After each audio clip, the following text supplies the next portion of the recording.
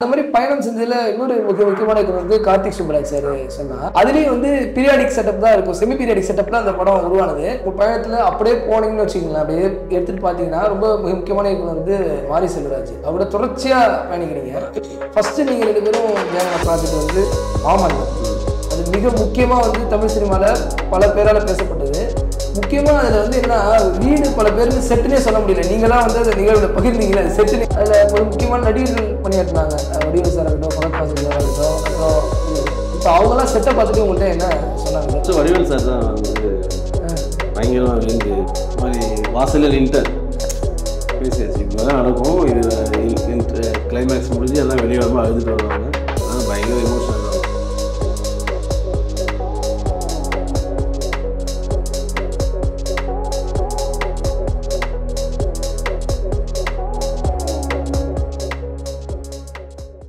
நீங்க அந்த மாதிரி பயணம் செஞ்சதுல இன்னொரு முக்கியமான இது வந்து கார்த்திக் சுப்ராஜ் சார் சொன்னா அவரோட ப்ரொடக்ஷன்ல நீங்க வந்து பஃபூன் மேயாதமான் ஃபர்ஸ்ட் ஒர்க் பண்ணீங்க, அப்புறம் பஃபூன் ஒர்க் பண்ணீங்க. அது மாதிரி மிக முக்கியமான படம் மகான். அதுலயும் வந்து பீரியாடிக் செட்டப் தான் இருக்கும். செமி பீரியாடிக் செட்டப்ல அந்த படம் உருவானது. அது வந்து கொரோனா காலகட்டத்தில் வந்தது. டிஜிட்டலில் வந்த படங்கள். அந்த படம் பெரிய வரவேற்பு இருந்தது. கார்த்திக் சுப்ராஜ் சார் பொறுத்தளவு சினிமா வந்து அவர் அப்ரோச் பண்ற விதமே வேறு விதமா இருக்கும். ஒரு நியூ வேவ் சினிமாவா நீங்க இப்ப சொன்னீங்க இல்லையா, ஒரு இயக்குனர் வந்து ராஜீவன் சாருக்கு நியூ வேவ் டைரக்டர்ஸ் கூட நிறைய ஒர்க் பண்ணாரு. அந்த மாதிரி நீங்க ஒர்க் பண்ண டைரக்டர்ஸ்ல மிக முக்கியமான ஒரு new wave director Karthik Subbaraj sir. அந்த படம் எப்படி அமைஞ்சுது, அது எப்படி ஸ்டார்ட் ஆச்சு சார் அந்த மகான்? அது வந்து அதான் அது ஒரு சின்ன ஒரு சின்ன அது சொல்ல சந்தான சார் இறந்துட்டாரு. அதனால நம்ம அதுக்குள்ள போகிறோம். இது மாதிரி ஒரு போர்ஷன் பண்ணணும் அப்படின்னு சொல்லிட்டு கார்த்திக் சுப்ராஜ் சார் கூப்பிட்டு இது மாதிரி ஒரு பிரச்சனை, அது இப்போ அது சால்வ் ஆகாத நிலைமை இருக்கு, இதை நீங்கள் டேக் ஓவர் பண்ணி பண்ண முடியும். கண்டிப்பாக நான் பண்ணுறேன் சார். ஏன்னா நான் ஃபர்ஸ்ட் மேயதமான அவங்க கம்பெனிலாம் பண்ணேன். அதுக்கப்புறம் என் ஃப்ரெண்டு அசோக் பஃபூன் பண்ணேன். அப்புறமேட்டு வந்து அப்போதான் வந்து அசோக்னு சொல்லிட்டு வந்துருக்காங்க எக்ஸிக்யூட்டிவ். அவர் தான் வந்து சொன்னார், இது மாதிரி அங்கே நம்மளுக்கு எப்படி சொல்ல தாய் வீடு மாதிரி தான் அது. எதனா ஒன்றா டப்புன்னு கூப்பிடுவாங்க, நம்மளும் போனால் எதனா கேட்கலாம் அதான் பண்ணுவாங்க அப்படின்னு கூப்பிட்டு இது மாதிரி சொன்னாங்க. சரி ஓகே சார் பண்ணுறேன் சார் அப்படின்னு சொல்லிட்டு வந்து ஸ்கிரிப்டை படிச்சுட்டு சரி ஓகே இது வரைக்கும் இவர் பண்ணியிருக்காரு, இதுக்கப்புறம் நீங்கள் பண்ணணும், அந்த அந்த கலர்ஸ்லாம் பார்த்துங்க, அது அவரோட இதுலேருந்து நம்மளுக்கு மாறாமல் இருக்கும், லைட்டிங்ஸு கலர்ஸு அதெல்லாம் பார்த்துங்க.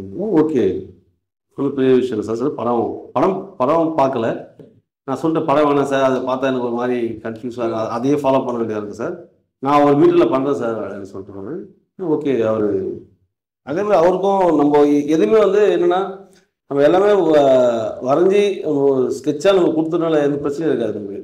அவரும் வந்து ஸ்பாட்ல எல்லாம் வந்து கரெக்டாக நின்று கார்த்திக் சுப்ராஜ் சார் லொக்கேஷன் பார்க்கும்போதும் வருவார், வந்துட்டு அதுக்கப்புறம் வந்து வேலை நடக்கும் போதும் ஃபாலோ பண்ணுறாரு. ஏன்னா ஒன்று சரியில்லைன்னா முன்னாடியே சொல்லி சரி பண்ணி என்ன அதுக்கப்புறம் ஸ்பாட்டில் வந்து அதை சொல்லி சரி பண்ணுற மாதிரி தான் ஐடியா இருக்கார். இதனால முன்னாடியே சொல்லுவார். அது மாதிரி முடியல கேட்டுருவாரு, முடியலன்னா அதுக்கேற்ற மாதிரி அதை சிம்பிளிஃபை பண்ணி பண்ணுவார். அதெல்லாம் பயங்கரமாக அவர்கிட்ட பிடிச்ச. இப்போ ஒரு இயக்குனர்கிட்டையும் ஒர்க் பண்ணுறப்போ ஒரு விஷயங்கள் கற்றுப்பீங்க. அப்படி கார்த்திக் சுப்ராஜ் சார்ட்ட இந்த மாதிரி விஷயங்கள் ஒரு ஆர்ட் டைரக்டராக என்னால் இம்ப்ளிமெண்ட் பண்ண முடியும் அப்படின்னு நீங்கள் மகானில் பண்ண விஷயங்கள்லாம் என்னென்னு நான் சொன்னேன் சார். இல்லை அதுதான் சொல்கிறேன், நம்ம எந்த டைரக்டருக்கும் வந்து அவங்களுக்கு வந்து எப்படின்னா அவங்க அந்த கதை அந்த ஸ்கிரிப்டில் அந்த ஆர்டிஸ்டோடைய பர்ஃபார்மன்ஸு இப்படி வந்து அவங்களுக்கு பெரிய லோடு, அவங்க அதுலேயே அவங்களுக்கு பெரிய விஷயம். இது அவங்க பார்த்தது. இப்போ வந்து சில கதைகள் வந்து நம்ம நேட்டிவாக எழுதுறாங்க அப்படின்னா அது வந்து அவங்க பார்த்தது அவங்க வாழ்ந்த விஷயம் அதெல்லாம் இருக்கும்போது அதில் வந்து அவங்களோட இன்புட் அதிகமாக இருக்கும். ஸோ இல்லாமல் ஒரு மாதிரி கமர்ஷியலாக எழுதுறாங்க, ஒரு கற்பனையாக எழுதுறாங்க கதைகள்லாம் இருக்குல்ல, அதில் வந்து நம்ம வந்து அவருடைய விஷயம் இருக்குல்ல கார்த்திக் சுப்ராஜ் விஷயம், அது வந்து இந்த மாதிரி பிரம்மாண்டமாக இருக்கும். பிரம்மாண்டம் புதுசாக இருக்குங்க. அது இது மாதிரி பார்த்து பழக்கப்பட்ட ஸ்கெட்சஸாக இருக்காது, பார்த்து பழக்கப்பட்ட ஒரு இமேஜாக இருக்காது. அதை மாற்றி அந்த கதைக்கு ஏற்ற மாதிரி அது ஒன்று அவர் வந்து சொல்லும் போதே நம்மளுக்கு வந்து புரிஞ்சு ஒன்று நம்ம ஸ்கெட்ச் பண்ணி காமிப்போம். அதில் வந்து அவர் எப்படி அதை கிரியேட் பண்ணுறாரு, அந்த அவ்வளோ வேலைகள் மத்தியிலையும் அவர் எப்படி அதை வந்து உருவாக்குறாரு, எப்படி அதை வந்து இப்படி பண்ணால் நல்லா இருக்கும் சார், எனக்கு இப்படி வேணும் அப்படின்னு சொல்லிட்டு எப்படி சொல்கிறாருன்னு ஒரு இதுவாக இருக்கும். அதுபோல் மெட்டஃபராகவும் நிறைய அவர் யோசிப்பார் அந்த அந்த செட்டுக்குள்ள. இப்போ நீங்கள் இதில் பேர்னா இப்போ ஜிகதண்டா 2ல் இதெல்லாம் வந்து நீங்கள் பார்த்துருப்பீங்க. அந்த மலை கிராமம் தான். அந்த மலை கிராமம் வந்து பாலசுப்ரமணியம் சொல்லிட்டு இருந்தாரு. ஆமாம், நான் வந்து இது இந்த மதுரை செட்டு ஸ்ட்ரீட்டு அந்த சாங்கு. இப்போ நீங்கள் சொல்லிட்டீங்க ஜிகதண்டா டபுள் எக்ஸ், அது வந்து ரொம்ப கலைக்கு மிக முக்கியத்துவமாக கொடுக்கப்பட்ட படம். பல விமர்சனங்கள்லையுமே கலையும் சரி ஒளிப்பதிவும் சரி பெருசாக விமர்சனங்கள் வந்த படம் வந்து ஜிகதண்டா டபுள் எக்ஸ். அதில் அந்த மதுரை செட்டு சொல்லியிருந்தீங்களா சார், அதுக்கு எப்படி சார் இது, அதுக்கு அந்த செட் அமைக்கிறதுக்கான சேலஞ்சஸாக உங்களுக்கு இருந்த விஷயங்கள் என்ன? அதாவது பேசிக்காக சொன்னீங்க நேட்டிவிட்டி, அவரும் நேட்டிவ் வந்து மதுரை கார்த்திக் சுப்ரா சார், அவர் எப்படி இம்ப்ளிமெண்ட் பண்ணார் உங்கள்கிட்ட இந்த மாதிரி விஷயங்கள் வேணும்னு கன்வே பண்ணிட்டாரா அவங்கள்ட்ட? ஆமாம், அது அந்த இப்போ அந்த தெருவில் இருக்குது. அந்த தெரு இருக்குது. நான் அவர் எல்லாமே போயிட்டு அந்த அந்த ஃபுல் ஸ்ட்ரீட்டு நாங்கள் வந்து சுற்றி பார்த்துட்டு இது பிக் பண்ணிட்டோம். இங்கேருந்து இது வச்சுக்கலாம் இது வச்சுக்கலாம்னு சொல்லிட்டு பிக் பண்ணிட்டு அதுக்கப்புறம் அதை வந்து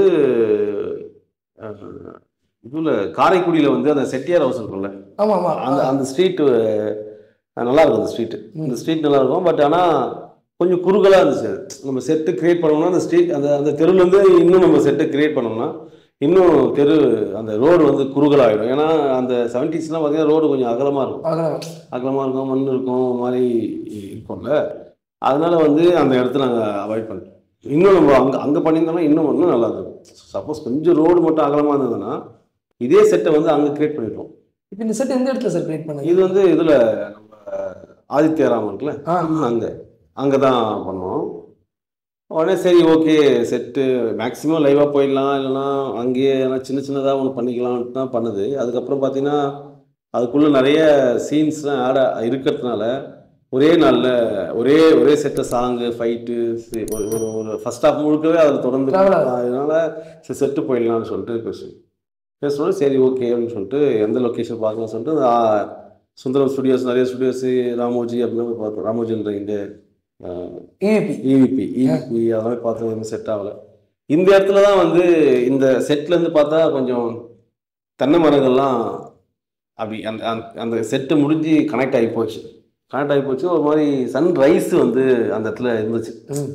கரெக்டாக அந்த சன்ரைஸ்க்கும் அந்த தென்னை மரம் அதெல்லாம் இருக்கும்போது அந்த கோயிலுடைய மதுரையில் பார்த்தா அந்த ஓல்டு பிக்சரில் வந்து ஒரு மாதிரி மேட்ச் ஆகுது. அந்த என்வாயர்மெண்ட்டாகவே நமக்கு மேட்ச் ஆச்சு. சரி உடனே இந்த இடத்துல பண்ணிக்கலாம்னு சொல்லிட்டு ஒரு 300 ஃபீட்டுக்கு போட்டோம். இது அந்த செட்டு 300 ஃபீட்டுக்கு போட்டோம். இதில் நம்ம ஆதித்யராம தான் செட். எத்தனை நாட்களில் போடப்பட்டது சார்? அந்த கரெக்டாக 21 நாளில் 21 days. ஏன்னா டைம் அவ்வளோதான் இருந்துச்சு. அப்போ ஹீரோக்களுடைய கால் ஷீட்லாம் இருக்கும்ல, நம்மளுக்கு ப்ரெஷரே அந்த இடத்துல தான் வரும்.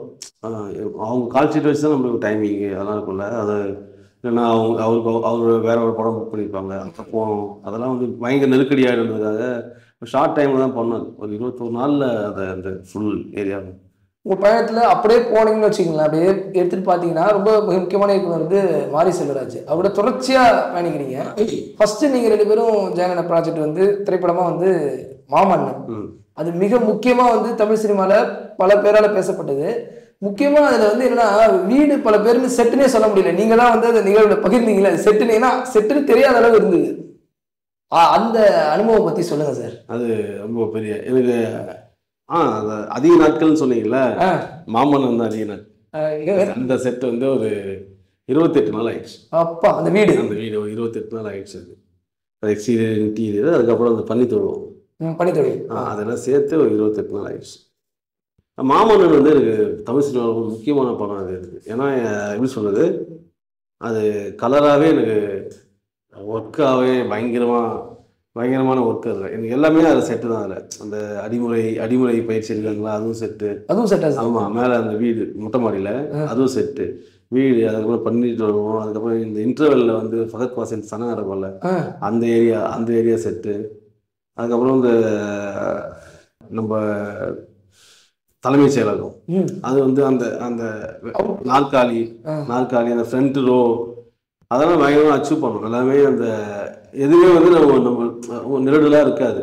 எல்லாமே வந்து எனக்கு மாமன்னன் வந்து என் கேரியரில் எனக்கு ரொம்ப சாட்டிஸ்ஃபைடான படமாக இருக்கட்டும், எனக்கு என்னுடைய வேலையாக இருக்கட்டும், நான் ரொம்ப ரசித்து மாரி செல்வராஜ் ஃபர்ஸ்ட் நம்ம அது மாதிரி நாங்கள் அசிஸ்டண்ட்டாக இருக்கும்போது ஒர்க் பண்ணியிருக்கோம். தங்க மீன்கள் வந்து ஒர்க் பண்ணியிருக்கோம். இருந்தாலும் எனக்கு ஒரு படம் கொடுத்து ஆனால் இது பண்ணலாம் அப்படின்னு சொல்லி பண்ண ஆரம்பிக்கும் போது கேர் எடுத்து நான் ஃபஸ்ட்டு அவன் நம்ம டேஸ்ட்டு என்னன்னு அவருக்கு தெரியாது, அவர் என்ன விரும்புகிறாருன்னு நம்மளுக்கு தெரியாது. அதனால் வந்து நம்ம அதை நல்லா பண்ணி கொடுத்தோம். ஏன்னா செல்வத்துக்கு வந்து அந்த ஏரியா வந்து புதுசு இல்லை. செல்வம் வந்து இப்போது பரியரும் பெருமாள், கர்ணன், இப்போ இந்த வாழை, பைசன், அதெல்லாம் வந்து மாரி செல்வராஜோட அவரோட கிரவுண்டு அது. அவர் விளையாடுவார். நம்ம சொல்லத்தை செஞ்சால் மட்டும் போதும். நம்ம ஸ்ட்ரக்சராக நம்ம வந்து ஒர்க் பண்ணி கொடுத்துட்டோம். அதுக்கப்புறம் உள்ள ப்ராப்பிங் என்ன வேணும், எது வேணும், அதெல்லாம் வந்து அது அவரிடம். வெளியெல்லாம் என்னென்ன எங்கெங்கே இருக்கும், அதெல்லாம் எப்படி இருக்கும்னு சொல்லிட்டு செல்வத்துக்கு வந்து பயங்கர அக்யூட்டாக தெரியும்.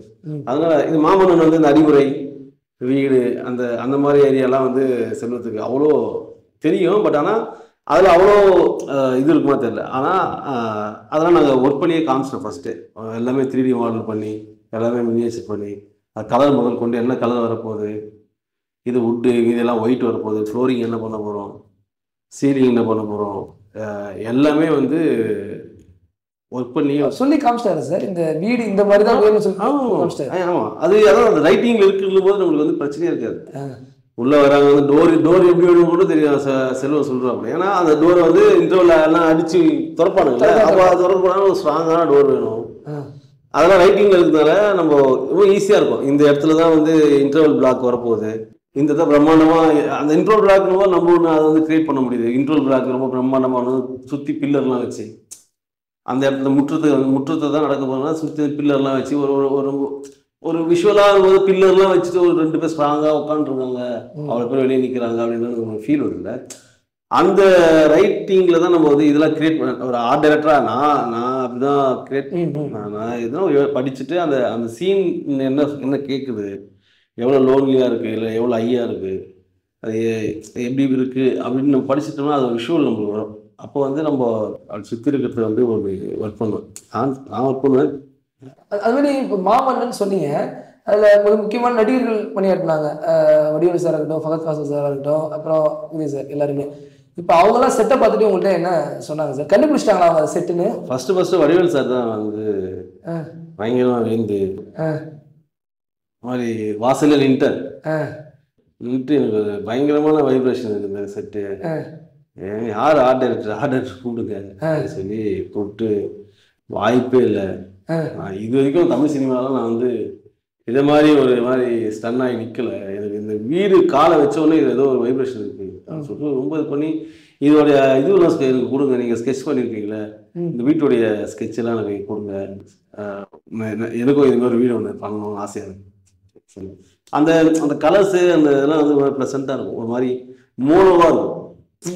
அந்த வுட்டு ஒயிட்டு அதெல்லாம் வந்து அவர் வந்து ஒரு வடிவேல் சார் மைண்டில் வச்சு அந்த கலர்ஸ்க்கே பண்ணது. ஏன்னா ஒரு அரசியல்வாதி, ஒரு எப்படி சொல்கிறது, ஒரு ஒரு தன்மையான மனிதர், எல்லாரையும் சமமாக மதிக்கக்கூடிய ஒரு ஆள்.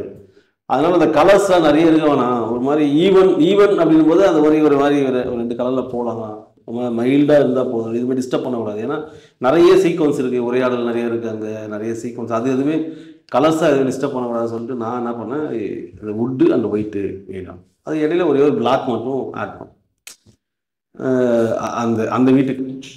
அது பார்த்தா நல்லா இருக்கும். அந்த வீடே ஒரு மாதிரி அழகுனா ஒரு மாதிரி ரொம்ப பிரம்மாண்டம் இருக்காது, ஒரு மாதிரி சட்டில்டாக. ஆமாம். அப்புறம் இவங்க கீர்த்தி சுரேஷ் அவங்க 3 நாளுக்கு அப்புறம் தான் செட்டை அவங்க ஃபீல் பண்ணாங்க. அந்த பில்லரில் ஒரு கையை வச்சுருந்தாங்க. கையை வச்சுன்னா அது வந்து ஒரு மாதிரி டக்குன்னு சவுண்ட் பிளைவுட்னா அதுக்கப்புறம் கேட்டு அதுக்கப்புறம் செல்வம் சொல்லி செல்வம் ரொம்ப நல்லா பண்ணிருக்கீங்க. நான் படிக்கட்டு ஏறி வந்து 2 படிக்கட்டு மட்டும் செட்டு போட்டிருக்கீங்கன்னு நினச்சேன். உதய் சார் என்ன சார் இங்கே பிடிச்சிட்டிங்க தான் சார் நினச்சேன் அந்த வீடை, நான் ரொம்ப நல்லா பண்ணியிருந்தீங்க. அப்புறம் அந்த ஆடிட்டோரியம், அந்த ஃபஸ்ட்டு சாங்கில் ஒரு ஆடிட்டோரியம்ல அதுவும் செட்டு தான். இப்போ மாமன்னன் பொறுத்தவரை வந்து செட்டு சொல்லிட்டீங்க, ஆனால் அது அமைக்கும் பொழுது எந்த விதமான சேலஞ்சஸ் இருந்தது சார்? சில விஷயங்கள் நீங்கள் சொல்லியிருக்கீங்க இப்போ. ஆனா சேலஞ்சஸ்னு ஒரு சில விஷயங்கள் இருக்கும்ல. இப்போ வீடு அமைக்கிறதுங்கிறது சொல்லிடுவாங்க, கன்வே பண்ணிடுவாங்க விஷுவலா ஓகே. பட் நீங்க உங்களோட பாயிண்ட் ஆஃப் வியூல சில விஷயங்கள் பண்ணுவீங்களா? அப்படி நீங்க பண்ணனா அதை சொல்லுவீங்க சார். அந்த எந்த மாதிரி விஷயம் சொல்லுவீங்க இந்த வீட்ல? அந்த வீடு சேலஞ்சிங்காக ரொம்ப என்ன நம்மளுக்கு ஒன்றும் இல்லை. அதாவது சேலஞ்சிங்னா நம்மளுக்கு ஒன்றும் இல்லை, வேலை செய்கிறவங்களுக்கு தான் பாவமாக இருக்கும். அந்த இடம் ஒரு சரியான வெயிலில் இப்போ பேரன்புக்கு எப்படி ஒரு மாதிரி அந்த பனி இதில் போகணுமோ இங்கே கரெக்டாக வெயிலில் போய் மாட்டோம். சரியான வெயில். அதில் ஒர்க் பண்ணி அந்த வேலையை முடிச்சு அதுக்கப்புறம் மழை வந்துருச்சு பயங்கரமாக. அதுதான் பெரிய ரொம்ப கஷ்டமாயிடுச்சு. அது என்னன்னா ஒரு டோட்டலாக ஒரு செட்டு போட்டு திடீர்னு வந்து எக்ஸ்ட்ரா வந்து சென்ட்ரல் ஒரு வீடு சின்ன ரூம், அந்த எல்லாம் உட்காந்து பேசுவாங்களா ஃபோன் கட்டில், இந்த சின்ன ரூம் மாதிரி அந்த பயிற்சி பண்ணுற அந்த ஆயுதங்கள் கேடயம் அந்த வால்லாம் வந்து அங்கே ஸ்டோர் பண்ணி வச்சுருக்காங்க அப்படின்ற மாதிரி அங்கே வச்சுட்டு ஒரு சின்னதாக வீடு போட்டோம். அந்த வீடு போட்டதுனால அந்த இடம் டவுன் ஆயிடுச்சு. அந்த வெயிட்டு மழை பெஞ்சோன்னு ஆயிடுச்சு. அவுட்லெட்டுக்கு போக வேண்டிய தண்ணி எல்லாம் சென்டருக்கு வந்துடுச்சு. அது டெய்லியும் அதாவது டெய்லி நைட்டு மழை பெய்யும். அது என்னாச்சு, தேங்கி தண்ணி எல்லாமே ட்ராப் ஆயிடுச்சு. பெரிய கஷ்டமாக இருந்தது. அது நடக்கும். அது என்னன்னா ஒரு நாள் 2 நாள் நடக்கும், டெய்லி நடக்கும். அது பெரிய அது இயற்கைக்கு நன்றி சொல்லணும். அது பெரிய விஷயம் என்னன்னா நைட்டு மழை பெய்யும், பகலில் பெய்யாது. அது ஒரு படப்பிடிப்புக்கு அது தடையும் இருக்காது. அது நான் நைட்டு வந்து மாப் போட்டு அந்த தண்ணியெல்லாம் வெளியே எடுத்து அது பெரிய கஷ்டமாக இருந்துச்சு. பட் ஓகே, எல்லாம் அனுபவம் தானே. இப்போ மாமன்னன் அடுத்து இப்போ வாழை கதை வந்து உங்ககிட்ட கன்வே பண்ணியிருப்பாரு. ஏன்னா அவர் பல மேடைகளில் சொல்றது என்ன அப்படின்னா, முதல் படமாக நான் இதாக எடுக்கிறதா இருந்தேன், பிறகு வந்து நான் பரியரும் பெருமாள் பண்ணேன், அதுக்கப்புறம் இப்போ வாழை சொல்லியிருக்கு. இப்போ அதோடைய வரவேற்பை பார்க்கும்பொழுது உங்களுக்கு எப்படி இருக்குது சார் அந்த படத்துடைய கலை? சந்தோஷமா இருக்குது. நானே இதை வந்து நான் முக்கியமாக இந்த படம் பண்ணணும்னு தான் நான் ரொம்ப ஆசைப்பட்டேன். இந்த படம் வாழை பண்ணணும், ஏன்னா என் லைஃப் இருக்குது, லைஃப் ஸ்டோரி பண்ணணும் அப்படின்னு சொல்லிட்டு பயங்கர மாமன்னன் பண்ணும்போதே இது நாங்கள் அப்படியே ஸ்டார்ட் பண்ணிட்டோம். மாமன்னன் முடிய தருவாயிலே இதை வந்து சைன் பண்ணி அப்படியே ஸ்டார்ட் பண்ணி லொக்கேஷன்லாம் பார்க்க ஆரம்பிச்சு. அதுதான் பயங்கர இப்போது இந்த வாழையோட வீச்சு இருக்குல்ல, இதோடைய இதுதான் ரொம்ப பிரமிப்பான விஷயம். அது யாருக்குமே நாங்கள் ஒரு நல்ல படமாக இருக்கோம் அப்படின்னு அதை நாங்கள் நம்பணும் பயங்கரமாக. ஆனால் இது இவ்வளோ பெரிய கமர்ஷியலான வெற்றி படமாக இருக்கும் அப்படின்னு எதிர்பார்க்கல. தமிழக மக்கள் பயங்கரமாக சப்போர்ட் பண்ணாங்க. அதாவது ஒரு ஃபேமிலியாக போய் பார்க்குறது இருக்குல்ல, ஒருத்தருடைய வாழ்க்கை, அதாவது உண்மையை நம்ம சொன்னால் அதை யாரும் மறுக்க மாட்டாங்க, யாரும் தட்டி கழிக்க மாட்டாங்க, யாரும் வந்து தப்பாக பேச மாட்டாங்கன்றது இந்த ஒரு படம் வந்து பயங்கரமான ஒரு உதாரணமாக தான் பார்க்குறேன். இந்த படத்தில் எனக்கு என்னென்னா மாரி செல்வராஜ் கூட நம்ம வந்து ஆக்சுவலாக நம்ம வந்து பிரதர்ஸாக தான் அப்போ வந்து வேலை செய்யணும்.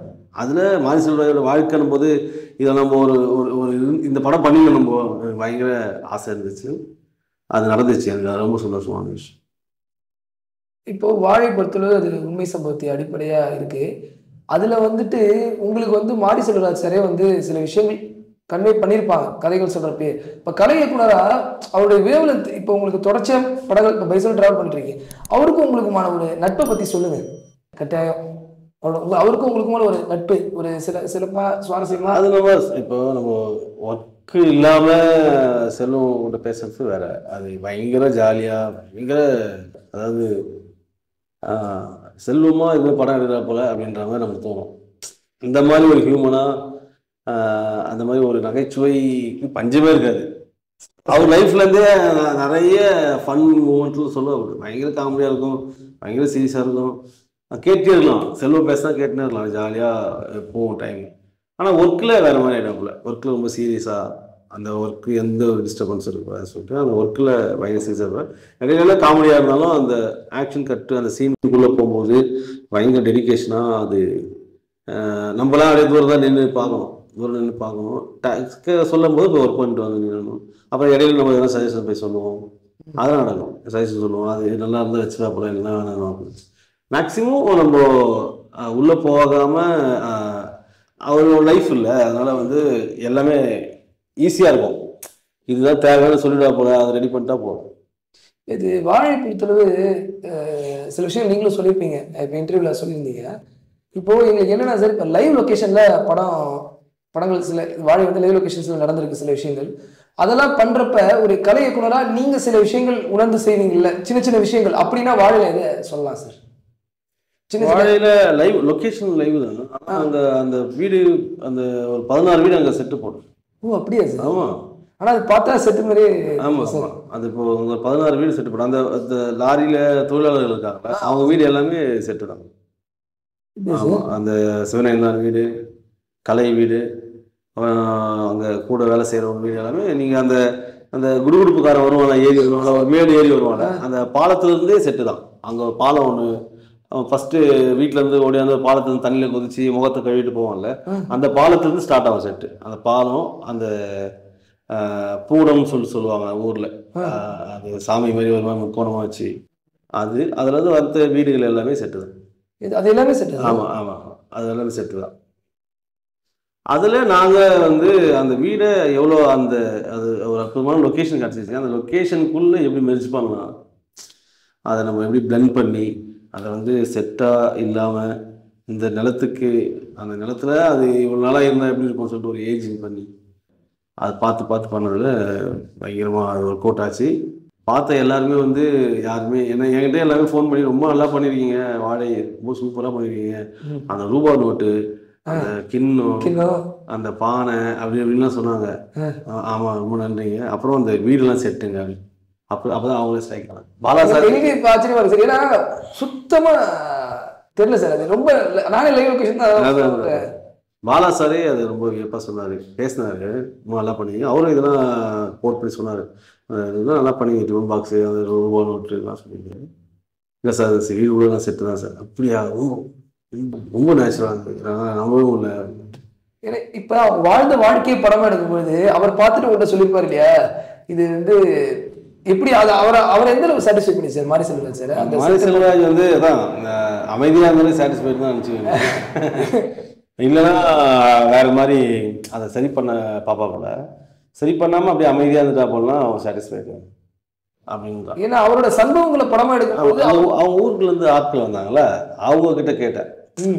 அவங்க பார்த்துட்டு பக்காவாக இருக்குது, பர்ஃபெக்டாக இருக்குது, இப்படி தான் இருக்கும். ஏன்னா அவங்க கூடயே இருக்கிறதுனால நம்ம சில விஷயங்கள்லாம் வந்து நம்ம கேட்கலாம், இது எப்படி இருக்கும், இது எப்படி இருக்கும், இதோட அளவு எப்படி இருக்கும், இதெல்லாம் என்னென்ன வைப்பீங்க, இங்கெல்லாம் என்னென்ன வைப்பீங்க சொல்லி நம்ம கேட்கறதுக்கு நம்ம கூடயே ட்ராவல் பண்ணுவாங்கள்ல, அவங்க அந்த ஊர் மக்கள் ட்ராவல் கதையில் சம்மந்தப்பட்டவங்க. அதனால் ரொம்ப அதெல்லாம் ஈஸியாக இருந்துச்சு கேட்டு பண்ணுறதுக்கு. அது எத்தனை நாளில் இது பண்ணீங்க சார் அந்த செட்டு? அது மொத்தமாக ஒரு 15 நாள், 2 வாரம். ஓ டோட்டலாக ஃபுல்லாக எக்ஸ்டீரியர் தான் பண்ணோம் எல்லாத்துக்கும். இந்த வீடு மட்டும் தான் இன்டீரியர் ப்ளஸ் எக்ஸ்டீரியர். இப்போ பாலா சார் பாராட்டியிருந்தாருன்னு சொன்னீங்க, அதே மாதிரி வேற யாரு பாராட்டிருந்தாங்க சார்? அதாவது ராஜீவன் சார், அப்புறம் நேற்று பிரேம் சார் பேசினாரு, 96 டேரக்டர். ரொம்ப நல்லா பண்ணுவீங்க. ஏன்னா எங்களுக்கு ரொம்ப பார்க்கும்பொழுது நீங்க மிக முக்கியமான படங்கள் தான் டிராவல் பண்ணிருக்கீங்க, ஆனா வந்து எங்களுக்கு வாழை ரொம்ப நெருக்கமா இருந்தது படம் பார்க்குறப்ப எல்லாருக்குமே. அது எந்த இடத்துல சார் போட்டது செட்டு? உங்கராயம் குறிச்சின்னு சொல்லிட்டு ஒரு ஊர், அதாவது தூத்துக்குடி மாவட்டம். ஏன்னா இப்போ வந்து சிஎம் கூட பாராட்டியிருக்காரு, நீங்க பார்த்து. ஏன்னா வந்து அதெல்லாம் உங்களுக்கு ரொம்ப நெகிழ்ச்சியா இருந்த இப்போ வாழையில பல விஷயங்கள் சொன்னீங்க, இருந்தாலும் படம் முழுவதுமா பார்த்துட்டு நீங்க மாரி செல்வராஜ் சார்ட்ட என்ன விஷயங்கள் சொன்னீங்க? கதையா உங்களுக்கு சொல்லியிருப்பாங்க, படமாவும் நீங்க விஷுவலா கதையா சொல்றாரு, விஷுவலா பார்த்துட்டு நீங்க என்ன சொன்னீங்க? இல்லை, இந்த இப்போ தியேட்டரில் நடக்கிற நிகழ்வு எல்லாமே வந்து நாங்கள் முன்னாடியே பேசியாச்சு. இப்போ தான் நடக்கும். இது கிளைமேக்ஸ் முடிஞ்சு எல்லாம் வெளியே வரும்போது அழுதுட்டு வருவாங்க, எல்லாரும் பயங்கர எமோஷன் ஆகிடுவாங்க. இந்த ஃபர்ஸ்ட் ஹாஃப் எல்லாமே காலேஜ், சில பேர் காலேஜ் போயிருக்க மாட்டாங்க, ஆனால் ஸ்கூல் கடந்து தான் வந்திருப்பாங்க, இந்த பள்ளி பருவத்தை கடந்து தான் எல்லாம் வந்திருப்பாங்க. அவங்க எல்லாமே கனெக்ட் பண்ணுவாங்க இந்த படத்தை அப்படின்னு நாங்கள் எல்லாம் பேசியிருந்தோம். செல்வத்துக்கிட்ட நம்ம தான் நாங்கள் வீட்டில் பார்ப்போம்ல, அவரோட ஆஃபீஸில் பார்த்தது, அப்போ பார்த்துட்டு அப்புறம் ப்ரீவியூ ஷோவில் பார்த்தது எல்லாமே பார்த்துட்டு நாங்கள் சொன்னது தான், இது இப்படிதான் இருக்கும். இது வந்து முக்கியமாக வந்து ஒரு பெரிய அதிர்வை ஏற்படுத்திங்க. உண்மை சார். யங்ஸ்டர்ஸ்லாம் இருக்கானுங்க, அந்த பசங்கள்லாம் வந்து இப்போ பார்க்குற படங்கள்லாம் வேற மாதிரி இருக்குல்ல. ஏதோ ஆக்ஷன் படம் தான், ஆக்ஷன் படம் பார்க்குறாங்க. இது வாழ்க்கை என்னன்னே தெரியாமையே இருக்காங்கல்ல. இந்த லைஃப் எல்லாம் அவங்க பார்த்தாங்கன்னா கண்டிப்பாக ஏதோ ஒரு சின்னதாக ஒரு அவனுங்க ஒரு வேகத்தை, அவங்க ஒரு புரிதல் இல்லாமல் சுற்றுற ஒரு ஒரு அந்த வேகம் இருக்குல்ல, அதை கட்டுப்படுத்தும், அவங்க நெறிப்படுத்தும்ன்ற மாதிரி எனக்கு தோணுச்சு இந்த படம். ஏன்னா இது நீங்க இப்ப சொல்றது பார்த்தீங்கன்னா ஞாபகம் வந்துன்னா பிசி ஸ்ரீராம் சார் கூட மேடையில சொல்லியிருந்தாரு, நான் பெரும்பாலும் சிட்டி ஏரியால தான் இருந்தேன், இந்த மாதிரி ஒரு வாழ்க்கை இருக்குங்கும் போது எனக்கு இந்த படம் பாக்குறப்ப தெரிஞ்சு. அதுதான் சார் நீங்க சொல்றது. நம்ம வாழை தோட்டத்தை வந்து நம்ம ரோட்ல போகும்போது பார்ப்போம், என்ன ஒரு மாதிரி பயங்கர பச்சை பசன்னு இருக்கும், செம்மையா இருந்தால இது உள்ள போய் உட்காந்து ஒரு பீர் குடிக்கலாமா, இல்லை ஒரு கறி ஆக்கி சாப்பிடலாமா அப்படின்னு தான் நம்ம தோணும். அதுக்குள்ள ஒரு பெரிய ஒரு பெயின், அதுக்குள்ள ஒரு லைஃப், ஒரு ஒரு ஒரு ஊருடைய வாழ்க்கையே அதுக்குள்ளதான், அந்த சேறு சகதிக்குள்ளதான் மாட்டி சிக்கிட்டு இருக்கின்றது.